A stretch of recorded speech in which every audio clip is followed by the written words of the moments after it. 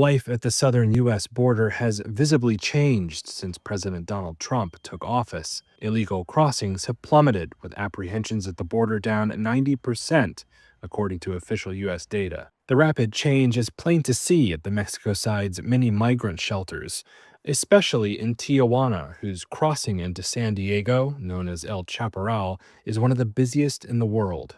As many as 200 migrants once slept on the concrete floors of the Juventud 2000 shelter, some overflowing onto the sidewalk. Shelter director Jose Maria Garcia says today that's closer to 20 visitors. This year, with things changing completely and the lack of any aid programs for these communities, people are settling in the city, and perhaps some are trying to cross the border. But the reality is that the vast majority are staying here in Tijuana or in the border areas. Garcia is not alone seeing change since Trump rescinded rights of asylum seekers, vowed to deport record number of migrants, and set aside $170 billion to immigration enforcement. Other shelters report drastic reductions too. The Ambassadors of Jesus shelter, a hilltop complex of dormitories, a church, and a school, has seen guests fall by more than half from 1,200 a year ago. People are practically just waiting for Donald Trump's term to end to see what happens. The people who are staying with me are people who can't go back to their country or their city. Mexican speaking. Venezuelans say that if they go back to their country, they'll be punished. Cubans say the same thing. So what Venezuelans and Cubans do is get papers here in Mexico.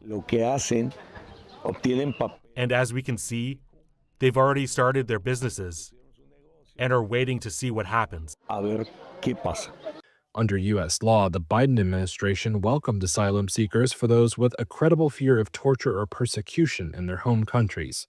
Migration surged to historic levels and the diversity of their home countries multiplied.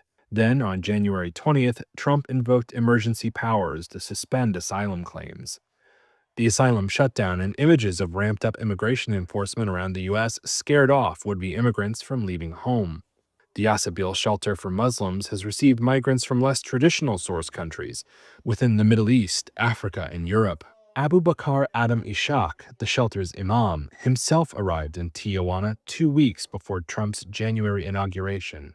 You've had your own plans, but then with his coming, you knew that everything has shattered and you don't have anything to do and nowhere to go.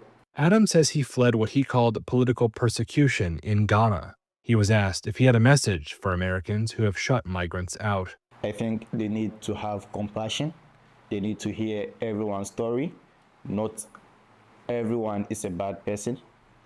And people have a lot to offer when they come in. Yes, we know how the situation is. They are trying to deal with violence and all that. But then people come from different backgrounds where they need to hear their story, know that these people are coming from this kind of places and they need relief and also a place to call home.